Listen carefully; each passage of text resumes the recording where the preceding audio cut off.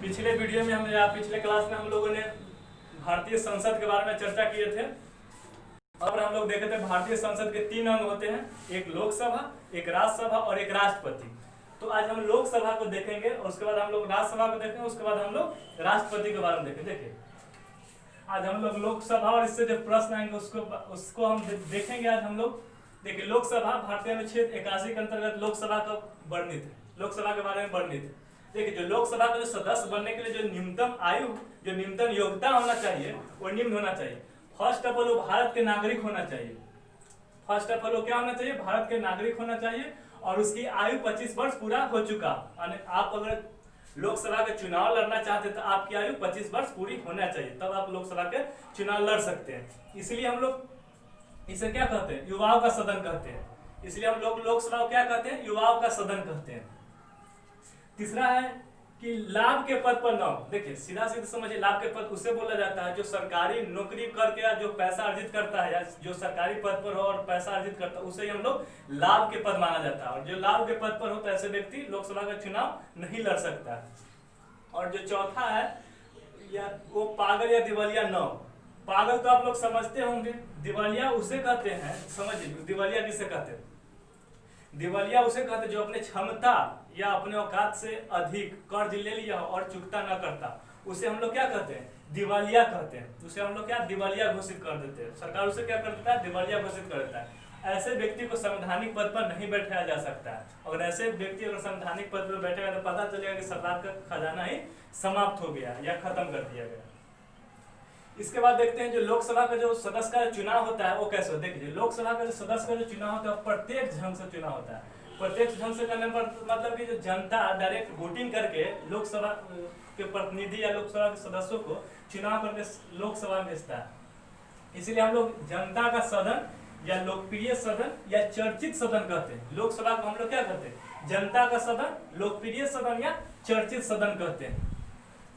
जो लोकसभा का जो कार्यकाल होता है वो 5 वर्ष का होता है। जो लोकसभा का जो कार्यकाल होता है वो कितने वर्ष का होता है? 5 वर्ष का होता है।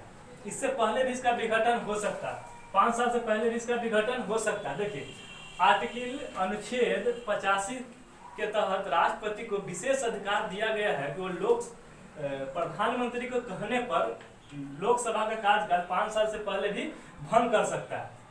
इसीलिए हम लोग इसे क्या कहते हैं? अस्थायी सदन या निम्न सदन कहते हैं। चौथा नंबर क्या है? बहुमत के आधार पर हम पीएम चुनते हैं। देखिए बहुमत के आधार पर कहने का मतलब कि लोकसभा के बहुमत के आधार पर हम लोग पीएम चुनते हैं, न कि राज्यसभा के बहुमत के आधार पर पीएम चुनते हैं। अगर हम लोग राज्यसभा के बहुमत के आधार पर पीएम चुनते हैं तो याद कीजिए 2014 में राज्यसभा में कांग्रेस के ज्यादा बहुमत है, तो उसका क्यों नहीं पीएम बनाया गया? इसीलिए जिसका लोकसभा में बहुमत रहेगा उसी का प्रधानमंत्री चुनाया जाएगा। इसलिए हम लोग इससे क्या कहते हैं? प्रथम सदन या निम्न सदन कहते हैं। देखिए लोकसभा में 2 अधिकारी होते हैं, एक अध्यक्ष होता है और 2 अध्यक्ष होता है। इसके बारे में अनुच्छेद 93 से 97 के बीच वर्णित लोग अध्यक्ष और उपाध्यक्ष। देखिए जो अध्यक्ष और उपाध्यक्ष का चुनाव होता है, लोकसभा के सदस्य में से किसी एक को अध्यक्ष और एक को उपाध्यक्ष बनाया जाता है। इसका जो मेनली काम होता है बैठकों का संचालित करना और सभी सदस्यों को गाइड करना। देखिए जो हमारे संविधान में लोकसभा का मैक्सिमम जो सीट है वो 552 वर्णित है। 500 कितना है? 52 वर्णित है। मैक्सिमम सीट कितना वर्णित है? 552। लेकिन जो वर्तमान में है, वर्तमान में ऐसा नहीं है, वर्तमान में 545 ही है। वो कैसे है वो हम लोग आगे देखेंगे इसके बारे में। देखिए लोकसभा में 2 एंग्लो इंडियन को अनुच्छेद 331 के तहत राष्ट्रपति मनोनीत करता है।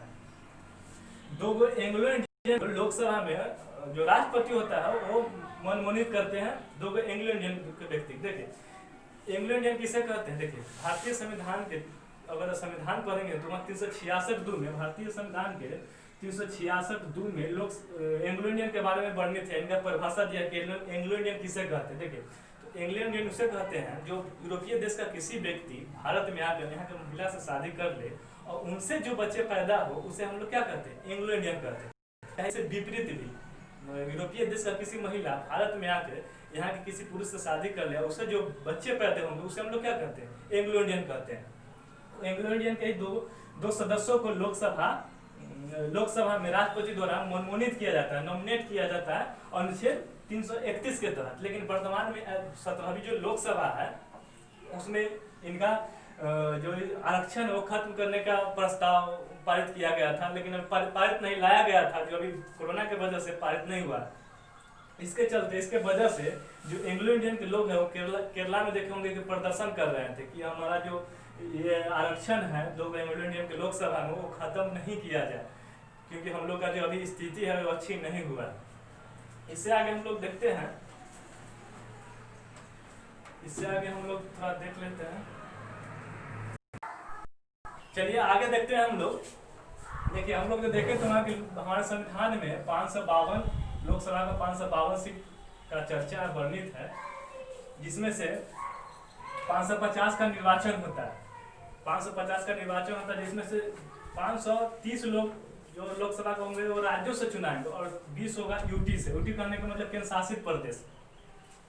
जैसे हम लोग भाग 5 में राज्य सरकार के बारे में और भाग 6 में केंद्र सरकार के बारे में पढ़े, तो इसी भाग 8 में जब भाग 8 पढ़ेंगे उसमें यूनियन टेरिटरी के बारे में पढ़नी था, केंद्र शासित प्रदेश के बारे में पढ़नी थी। तो वहां से 20 लोग का चर्चा है हमारे संविधान में मैक्सिमम, लेकिन ऐसा नहीं होता।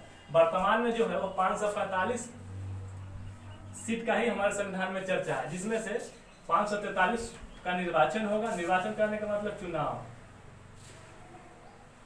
543 लोग को ही चुनाव होता है, जिसमें से राज्य से 530 लोग चुने जाते हैं और यूटी यानी केंद्र शासित प्रदेश से 13 लोग चुने जाते हैं। जैसे दिल्ली एक केंद्र शासित प्रदेश, वहां से लोकसभा के 7 सीट है, अंडमान निकोबार से 1, लक्षद्वीप से 1, ऐसे करके 13 केंद्र शासित प्रदेश से। वर्तमान में 28 राज्य और 8 केंद्र शासित प्रदेश है, उसमें से मिलाकर 28 राज्य में से मिलाकर 530 और 8 केंद्र शासित प्रदेश मिलाकर 13 लोकसभा के सदस्य को चुना जाता है। और 2 एंग्लो इंडियन को राष्ट्रपति नॉमिनेट करता है, अनुच्छेद कितना 331 के तहत मनमोनित या नॉमिनेट करता है।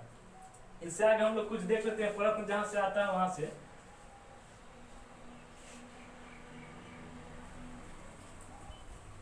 देखिए जो हमारे संविधान में जो राष्ट्रीय आपातकाल के बारे में चर्चा है, 3 तरह का आपातकाल होता है। 352 राष्ट्रीय आपातकाल, 356 राष्ट्रपति शासन और 360 वृत्तीय आपात। लेकिन देखिए 352 में जो होता है वो क्या होता है, राष्ट्रीय, जब देश में राष्ट्रीय आपात लगाया तो उस समय लोकसभा का जो कार्यकाल होता है 1 वर्ष के लिए बढ़ा दिया जाता है।